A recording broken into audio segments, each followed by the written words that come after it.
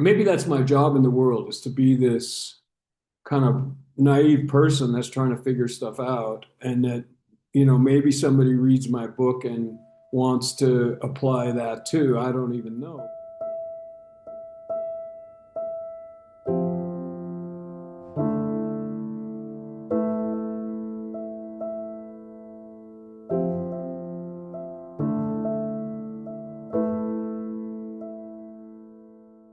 Brooke Williams, welcome.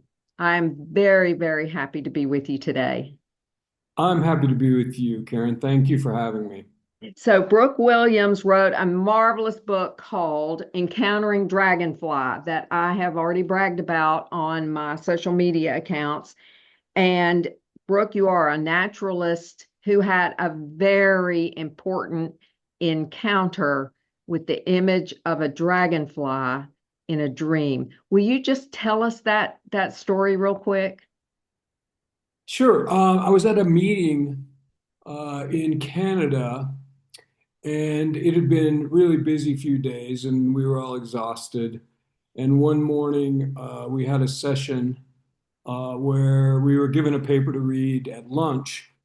I went out to read the paper, and I sat against a boulder on the edge of this cliff on this island, and I fell asleep. Not because the paper was boring, but I was exhausted. And I had a dream which was so real because it kind of took place right there. And at first, I didn't know whether I was dreaming or not because I heard a boat below me off the edge of the island. And I realized that was the dream. In the dream, I looked down onto the ocean and there was a boat, and a woman had pulled the boat into a small bay, and she was looking around. And when her eyes caught my eyes, I realized that she was looking for me. And she picked up an ammo can, one of those large cases that we put things we need to be waterproofed. And she hooked a rope to it with a carabiner and dropped it into the water. And then the rope played out, and there was a buoy attached to it. She threw the buoy into the water. She turned around, got back into the driver's seat, and drove away. So I knew that whatever was in that can was for me. So I found my way down to the edge of the water, across these slippery rocks, took off my clothes, jumped in the water and swam out to the buoy, grabbed the buoy, swam back to shore, pulled the rope, pulled the can up onto these slabs of rock. And I opened it up, and inside was a stone, a perfectly round, flat, granitic stone that had a dragonfly engraved in it. That's the dream. And that kicked off something amazing for you Yes, in your book. Tell us what it kicked off for you. This was so profound. it was so profound. I don't often have dreams that are that profound, but this one, and it happened during the day, during a nap. So I immediately had to like re-enter my normal reality. And I thought I was late for the afternoon session. So I thought, wow, that's great. And I was comfortable with dreams. My wife's grandmother, who I knew for the last 15 years of her life, really, I mean, I always dreamed and I always wondered about dreams, but she really had us pay attention to our dreams. Whenever we would travel, every morning she would ask us, "What did you dream?" And I realized that when you knew you were going to be asked about dreams, we dreamed more and I remembered more. And we would tell her a dream, and she would say, "Well, if that were my dream, this is what I might make of it." And she would ask us questions and lead us along this pathway to where we would actually get meaning from our dreams. But in this case, it was even more profound because the minute I started back up the path toward the place where we were to be meeting for the afternoon, I started seeing dragonflies all along the way. And I hadn't really noticed any dragonflies at all up to that point during those couple of days that we'd been meeting. And when I got back to the meeting, the building for the meeting, it was situated on in a place which was surrounded by kind of a small stream, a wooden pathway.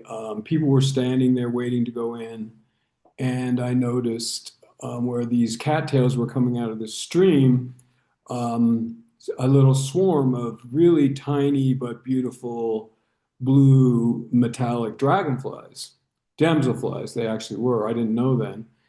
I remember saying to the woman standing next to me, "Wow, look at those amazing dragonflies.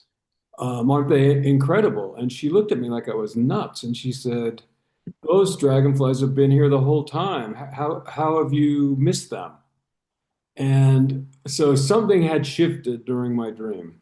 Hmm. So this book is basically my exploration of dragonflies themselves because they are amazing creatures and I care about biological organisms, but also me trying to figure out what happened to dissolve that boundary between what was previously I kept hidden away in my secret place, the dream world, and ordinary reality. So that's my exploration. I was taken when I was reviewing the book of a little detail that I missed the first time I read it, which was back when Mimi was alive, your wife Terry's grandmother was alive, and y'all were traveling together, that you had actually had another dragonfly dream Yeah, where one crashed in front of yeah, you. And I yeah. thought, dang, that's interesting that that dream had taken place so many years before and had become sort of forgotten. Totally forgotten. In Eh, fact, only someone like you would be able to focus on that. But because it was so distant and it was in a little green notebook that I had had for that on that trip. And every morning I would write in it, and then that notebook has her comments according to the dream mhm. in there. Um, but yeah, I dreamed about we were, I think, on our way. I don't remember it exactly. I remember that we were on our way to, I think, a church, some sort of church service, and the traffic was all backed up. And it turns out that there had been an accident that we were like waiting to have cleared, and it was a giant dragonfly that crashed into the middle of the road. So Dragonfly has been a part of you and your psyche all along. That to me is so remarkable. So maybe you can help me with that because you remember in the book, maybe you remember in the book I do, where as soon as I'd had that dream and experienced that the dragonflies in reality, I went back home and I found that I had dragonfly refrigerator magnet, I had a dragonfly plate, I had a dragonfly mobile, but I had never. There is a different consciousness about it. I had purchased those things Hmm. without really knowing what I was doing because I noticed them at a different level after the main dream. Something definitely had shifted. Shifted. I find this so remarkable when I hear people's dreams, and I'll give you a quick example from I think I'll mention it now. There's a book by a Jungian analyst named Gary Sparks. At the Heart of the Matter is the name of the book, and he talks about a woman that had a very significant dream in which she encountered a bear, and this was as profound for her as your dragonfly was for you. And the next day, she was in a fabric slash craft shop. Uh, and she was behind a woman in line waiting to buy something. And she was behind a woman in line. This woman had two handfuls of buttons in her hand. And the buttons, the motif on the buttons were bear claws. Wow. And so Gary Sparks in his book postulates, and I think this is really interesting because I've had a bit of an experience of this also, about the continuum between conscious all the layers of consciousness. There's a continuum when we're asleep, when we're waking, when we think we're wide awake, of these symbols from somewhere larger than ourselves, these places, this energy that's larger than ourselves that is trying to communicate to us all the time, Wow. and making us more conscious. And even in your book, you quote, I'll find it. Look, I've tabbed your book. Oh, what an honor. Thank you. You talk about some of your wife's grandmother's books, and a lot of them were Jungian, Carl Yeah. Jung. There were a lot of them were Jungian in their approach, and you quoted one by a fellow by the name of Edward Edinger, who's a pretty dense read, by the way. Just saying. And she had underlined a line in that book that said the purpose of human life is the creation of consciousness. Well, there we are. Consciousness It's simple, isn't it? on every level. Yeah. So, uh, and But also, the way you were talking about the continuum with your hand, are you saying that this is conscious and this is kind of unconscious and then this is conscious again? Yeah, I feel like I mean it's so simple that if and then you ask yourself why, if that's the purpose of life, mhm, creation of consciousness. And I think what he was referring to is the bringing of the unconscious into consciousness is the way consciousness is created, right? yes, So then the question is, what good does that do us? I don't know if it does us any good. It's just what we're doing. Yeah. I, So you know, I try to make some sense of that because I mean we're living in really difficult times these days. mhm, And how many times are we asked to go to a rally, to call mhm, a congressman, to make some effort to be actively engaged in our current situation? mhm, And I feel like, correct me if I'm wrong, because I'm just new at this, and again, I'm just trying to make sense of it. yes, Um, and I tend to overthink everything, which you're about to discover. But I feel like that consciousness, that unconsciousness, is this collective unconscious, which is somebody once told me um, a book I read called "The Earth Has a Soul: The Nature Writing of Carl Jung" by Meredith Sabini. mhm, And when we were talking about that book, she said to me that she believes that the collective unconscious is the entire evolutionary history of our species, including everything we needed to ever save ourselves. So maybe the purpose of that, bringing that unconscious material, mhm. if it's how we save ourselves, into consciousness, then to me that's the purpose. Purpose. Mhm. That's what we're supposed to be doing is continually evolving and saving our species. I will add to that also that we are co-creators. In other words, there's an idea of a separate creator that created things. And I would say that something about this collective unconscious and the energy that propels it, we are co-creators of, of creation all the time. And if we align ourselves with the energy of creation and become co-creators of our lives, of our environment, then and that's what the consciousness is pulling up. Look at me trying to do it with my hands. Yeah, yeah, yeah. I love it. I love it. Oh, in your book, in chapter 5, there is the meditation is on our ancient ancestor, Lucy, Yeah, our ancient ancestor.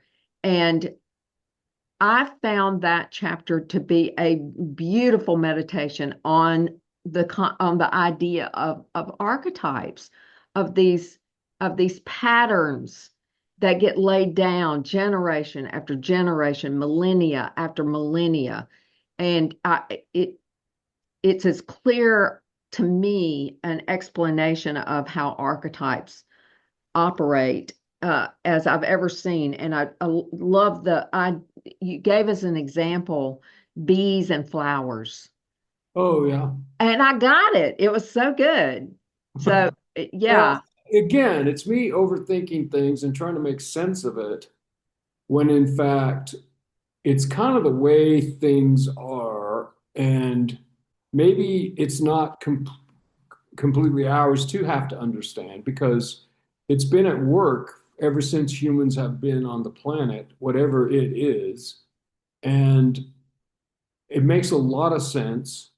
But I just feel like maybe that's my job in the world is to be this kind of naive person that's trying to figure stuff out. And that, maybe somebody reads my book and wants to apply that too. I don't even know. But, um, I feel like my main attribute is naivete because I have no skills, I have no training. Mhm. I just have things that happen to me and I try to make sense of it.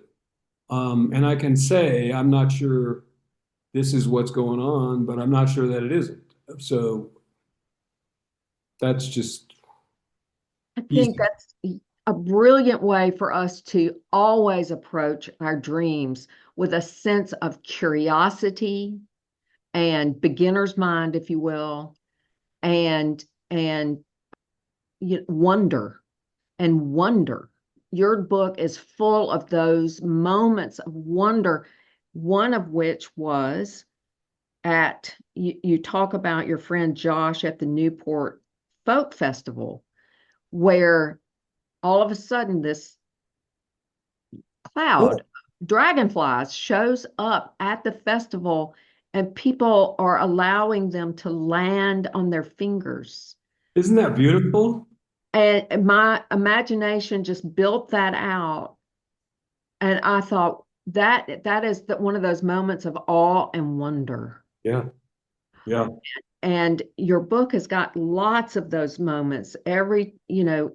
Almost every chapter is a little meditation on the profundity of number one, this creature we call a dragonfly that has been around for so long and still 300 million years. survives. Yeah, exactly. So can I back up a step? Of course. Something just came to me about Yeah. that experience with Josh and the music festival and the Mhm. dragonflies. And I can't remember if I wrote about it or not, but I think he told me that a lot of people were holding up their fingers and letting them land, but other people were scared to death, not knowing that dragonflies don't bite. Mhm. And there were so many of them that just their overwhelming numbers really freaked a lot of people out. Mhm. And that makes me just think too of how how many things, for instance, do I not understand well enough that I would be really scared of instead of wondering and being filled with wonder about it. Terror Mhm. versus wonder, I mean, who was it that said, was it Rilke who said beauty is terror, no, beauty is nothing but the beginning of terror, or no, terror is nothing but the beginning of beauty, or how they're so closely related, Mhm. these Mhm. things. And I think it's our maybe another part of our job is to, while we bring these pieces of the unconscious into consciousness, is to understand them in a way that we Mhm. don't get terrorized by them. Yeah.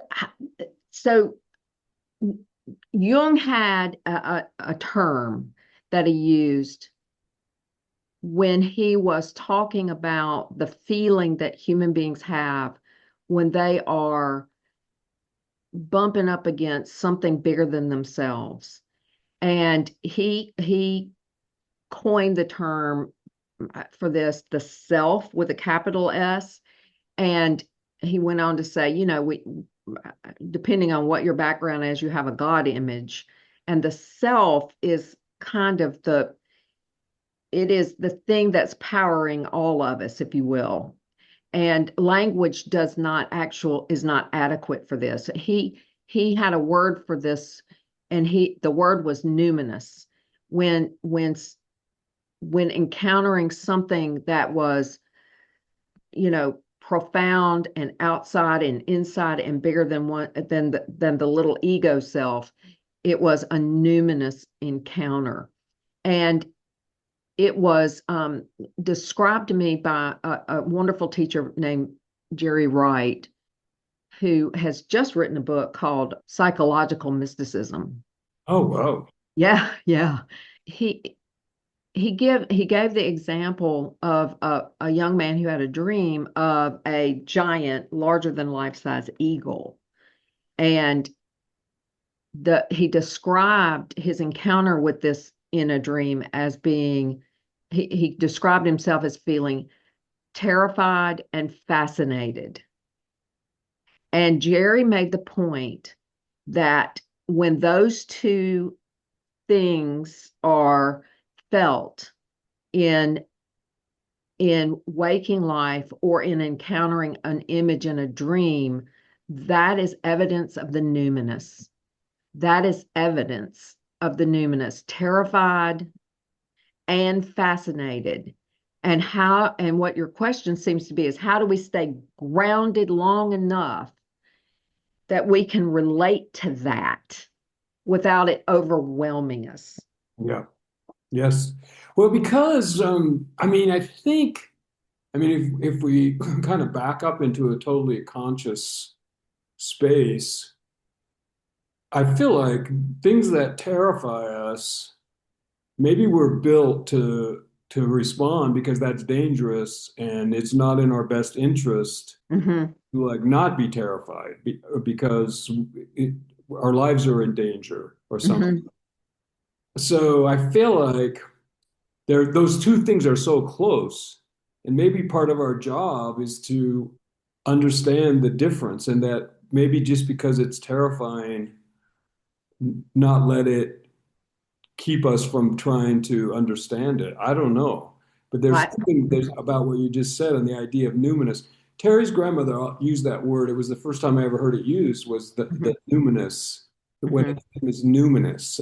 And I feel like that's the only context in which I've ever heard it or used it. But I think it's really important to know what that feels like, don't you? Yes, yes, I do. I've experienced two or three big dreams in which that was the case. And I consider myself very fortunate because there are folks that have one such dream in their whole lifetime. Really? And but it's a game changer for them. It's a like yours has been for you, Yeah. All right. All uh, right. to start on a whole fascinating journey. Yeah. So What was one of your numinous dreams? I mean, briefly or however many. sure, you see this back here? Yeah. It's eggs. Oh, It's eggs. eggs. And when I was a teenager, when I was a teenager, I was very interested in religious subjects. I had been raised in a very mainline Protestant church, Lutheran of all things, and but I was fascinated with the doctrine. I was fascinated with things. I read some serious books, probably too early in life, and it got me to questioning things and doubting things and just all sorts of business like that. And so I was actively searching in my teen years for something. And I had this unbelievable dream in which I saw something in the distance. I saw something in the distance, and I had this idea that there was a great voice behind me saying, "All right, this is it. This is the meaning of it all." And the dream was zooming in the way a zoom camera moves in. And when I got to, so the dream voice kept saying, all right, get ready. This is it. This is what you're looking for. And it was a open eggshell. Whoa. Whoa. That was it. That was it. An open eggshell just sitting on something, an open eggshell. That is it. Empty. Empty. And so years later, I found this painting, and which you might be able to see a Oh, little it, bit better yeah. right there. And and of course it's been with me ever since. And I'm sitting in my office right now, and if you were here, you would see eggs all over the place. I mean, Wow. it looks like the Easter basket in here. Yeah. And so eggs became for me what dragonflies became for you, the abiding symbol. What And means to you that it was empty, though? I mean, mhm. if it was my dream, I would have looked at that as if I had just come out of it. How about it, you? I've got myriad ideas about it, but I'll tell you what I finally landed on. And this goes back to the idea of overthinking things. What I finally landed on, Brooke, was don't figure it out. Just live with it. Wow. Wow. Just let it be there. Just let it be there. Yeah. And This so, leads to a question I've had recently, and mhm, maybe you can help me with. And when you say just let it be, just don't overthink it, just don't think about it. mhm.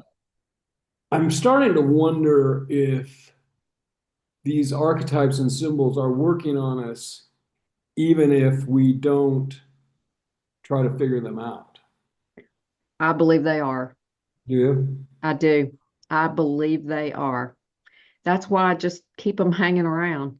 Yeah. And surrounding yourself with them. And yeah, Mhm. in fact, like the performance of an artifact idea, which is that something is happening. There's a relationship. It's a two-way thing that's going on, and that Yep. we can't understand it completely. Hmm. Or And a moving piece of art, even. I mean, and doesn't Jung talk about an archetype being different than an archetypal image? In yes. other words, what we're talking about is the image, which Hmm. is once removed from the actual whatever it is. Yes. Like they say, anything we look at is actually only its image because that's Image. the only capacity that we Mhm. have, which I find Yes. fascinating. So we can talk all we want about the archetypal image. Hmm.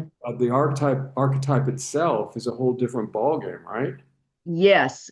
And in for instance, I think immediately of Greek mythology and a little bit of Old Testament encounters with the Numinous in the Greek myths, but also in our own Old Testament, Moses encountering God on the mountaintop, a direct, a direct encounter with that energy will incinerate you.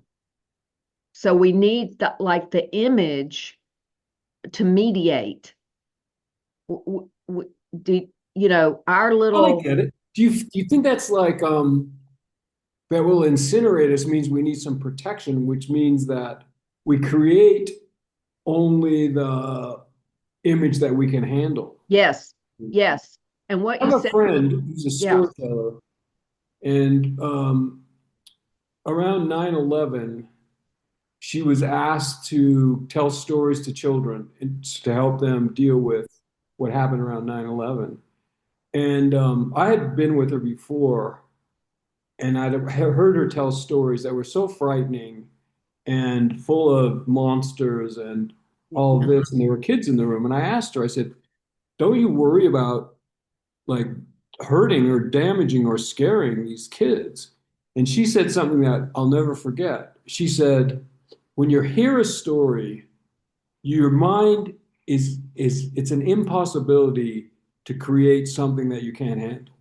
Yes, yes, yes. And I also think in the terms of nightmares or people who are having very disturbing dreams, maybe as a product of some traumatic event that happened a long time ago. Now here comes the it's it's because we're ready. We're ready now. we're ready to see those images to handle whatever the unconscious is throwing up to us. It's not going to throw up anything too much that we cannot handle. Yes, I absolutely agree with that. I do. Fascinating. Yeah. Yes. Yes. So, oh boy, this is a good conversation. And that I want to scoot over to this idea. I have to tell you how synchronistic this was of imaginal ecology. And you indicated a name, and that was Henry Corbin. Henry Corbin, a French philosopher who was interested in consciousness. Well, I want you to know I had just read a book by a guy named Peter Kingsley called The Book of Life, in which and it's a weird book, it's a very strange book, but in it's a narration, but he evokes Henry Corbin in that book. And I thought, I've never heard of Henry Corbin. So I'm busy looking him up. And then lo and behold, here is Henry Corbin in your book. Oh, okay. All I right. mean, how often that happens often, and I love it whenever it does. And now, I mean, if it was me, I would Hmm. plan on a third like encounter with on Henry Corbin because that's how it always works. That you see something and it's like then starts to appear everywhere. Yeah. Yeah. So, so interesting. But say a little bit about imaginal ecology and becoming an imaginal ecologist. So, as I mentioned earlier, when I was trying to figure out this dream, I looked at everything possible. Hmm. And I forget exactly how I came across that idea of the imaginal realm. But when I did, it started to make sense because according to Corbin, the imaginal is not imaginary because imaginary is what we make up. But the Hmm. imaginal is a real place and it exists somewhere between ordinary reality and what Corbin calls the world of the angels. So it's in there in between somewhere. And he basically got this idea and information from translating 8th century Persian mystics. And it was a very real part of life a long time ago. And his interest in it was based on, oh, this is a place, a dimension that is so full of such important information that we're really missing something in our lives by not understanding it more. So that led to, Google and years ago finding a paper written by a man in Canada um, where he talks about imaginal ecology. And the whole idea of ecology is about relationships. So he was referring to the idea of ecology as these relationships between different aspects of reality. But I look at it literally as because I'm an ecologist about the natural world and how that all looks. So that led me to thinking in serious terms about this other dimension of ecology, of biology, of life. And, and it helped me to figure out what I was doing with dragonflies too, because you can find books on the ecology of dragonflies, and you can learn everything there is to know about that everything that is already known about biology, where they live, what they feed on, what their flight season is, um, how to identify them, all of that, which is fascinating. But if you look at from an imaginal perspective and add to those physical characteristics and scientific characteristics, and add to those like the cultural meaning of dragonflies, and then the historic anecdotes about dragonflies, and then the most important are the archetypal and symbolic meaning of dragonflies. So I now have a different picture of what ecology looks like. There's a whole other Hmm. dimension, and they're combined, which is, to me, it's like adds another whole fascinating chunk to my life. So enriching. It enriches us so much. It's Yeah. yeah. So, um, and th this idea of the re-enchantment, not of the world. The world's already enchanted, but we need to be re-enchanted to see the world. You talk about how the Enlightenment and the Industrial Age. Let me see if I can find. It was such a great quote about that, about how the Industrial Age sort of sucked the life out of everything. Yes, you were quoting a fella or two fellas, Horkheimer and Adorno. Animism has endowed things with souls. Industrialism makes souls into things. And that really hit me between the eyes. And then, you went on to comment that modernity, marked by industrialism, required the commodification of nature in order to buy and sell resources. Mostly white, mostly men, had to deanimate and despirit the world, removing the life force from nature. Oh gosh, that broke my heart. I mean, it makes sense. I mean, especially when you look at what's happening to the world now. Hmm. And I think I make the point in there where if you start looking at the commodification of nature, Hmm. I use the example of trees that we couldn't cut down entire forests to build temples and prisons and what all if those trees still had spirits in them. Exactly. So we had to de-spirit or commodify those trees Hmm. in order to like cut them down by the thousands and millions. Hmm. And if you apply that to all natural resources and then take it as far as carbon, for instance, and now we've commodified carbon, we dig it up, we burn it, Hmm. power our entire civilization with it. Hmm. The waste from it is created the problem, the worst possible problem that our species has ever seen, climate change, that Hmm. many are undoing. So my big question is, if in fact our current climate problem has its roots in the disenchantment of the world, then wouldn't re-enchantment have something to do with the solution? Yes. Yes. Makes perfect sense to me. And I have to tell you, I walk every morning at dawn, or before dawn. I walk every morning at dawn in my neighborhood, and I have I have trees that are friends. I have trees that I greet Yeah, every morning. yeah. I, I know, I know, but I Well, and have that's the difference. You know, there's somebody who's driven by those same trees and said, I wonder how many board feet we could get if we cut those down. right.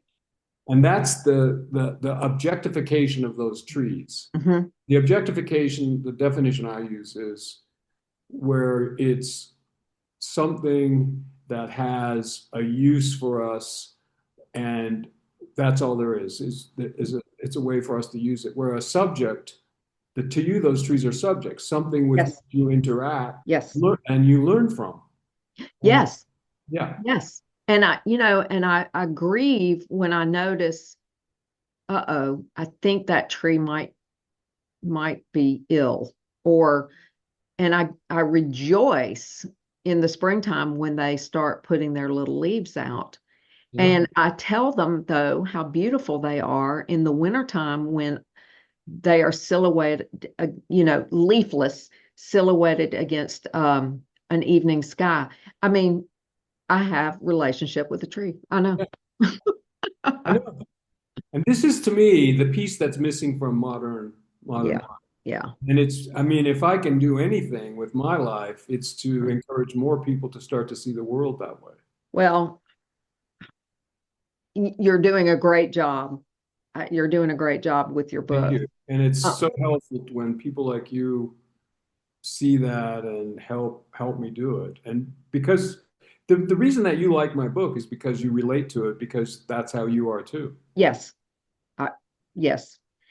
Right. I have, so I was able to read your book as a series of almost meditations, as well as learning something about, as you say, the very features of dragonflies, like their optical system blew my mind. Isn't it amazing? That they can see things we can't see in ways that we can't see, and that enables them to do impossible things in the air. Yeah, You it's know, amazing. And I'll give you a little secret. oh, I'll let you in on a secret, Karen. okay. Every single creature on the planet, plant, animal, you name it, has that many amazing things going on with it. I absolutely agree with you. Yeah. Absolutely agree with you. That woman who had the dream about the bear that you talked about a minute ago, and then she Hmm. started seeing the symbol of the bear paw on Hmm. the buttons. Um, Same thing. You know, if you start to look at the bear, I mean, if that bear is in her consciousness and unconsciousness, Hmm. then those things will all start to appear and have meaning, and those images will take on meaning for her. And I'm sure that Yeah. that's what happened. Yes, yes, that became a very important symbol of some attribute, as I recall from reading the book, of some attributes that she actually needed. Some some she was able to talk about some attributes that bears have, especially female bears, mother bears, and that she realized she needed some of Yeah, that energy in her own life. And to work around and to look at that image from every perspective possible, was it was a remarkable story. So, yeah. I mean, and the bear has so much mm-hmm, power as a symbol because it's so human-like. I have a friend who's now passed, an older man who was a big hunter, mm-hmm, and he once told me that the day he quit hunting was the day that he shot a bear, a black bear, mm-hmm, skinned it. He thought this is a human. yeah, Is too much like me, too much uh-huh. like us. I can no longer hunt because of that. Well, I will make a plug right now for our homegrown Nobel laureate, William Faulkner. Oh, William Faulkner wrote some, I'm a huge fan. Well, for me, the number one perfect short story is a story he wrote called The Bear. I'll look it up. And it is so Mississippi, first of all. It's so Mississippi. But you'll see in the story, I'm not going to ruin it for you, but in the story, that bear is such an archetype. Is such an archetype Yeah. in the formation, the physical and spiritual and emotional formation of the other main character, which is a young boy. It is such a good story, The Bear. Oh, good. I wrote it down. I can't wait to find it. And And be, Faulkner's he can be a slog. I mean, he's a little on the difficult side for a lot of people. So be ready. I've read some of his stuff. Not Okay. not that story, but I Hmm. look forward to it for sure. Well, it I'm going to give you the last word here. Is there anything we didn't talk about that you'd like us to know, or this I was experience? going to tell you something. I'm just one second. Okay. Yeah. So this just happened where can you see this? Is is that a little It's a Zuni kind of, fetish. yeah, yeah, yeah, yeah. So, It's of a mountain lion. Of course, I collected all things dragonfly, and mhm, I was looking and I had some fetishes that were dragonflies. mhm. And I realized that they were all had the same initial on them. And I referenced this woman in my book, Calissa Martin, Yeah, who yeah. carves these. And it took me a while to figure out how to get a hold of her because she lives down on the reservation. and I did maybe 6, 8 months ago. Hmm. And I asked her if she could make me um, a fetish of a mountain lion with a dragonfly because I had had an experience with a mountain lion. And Yeah. she said, sure. And I sent her some money, and then I forgot about it. And Hmm. then 3 days ago, 4 days ago, I get a notice from her on my messages that says, I finished the fetish. How do I get it to you?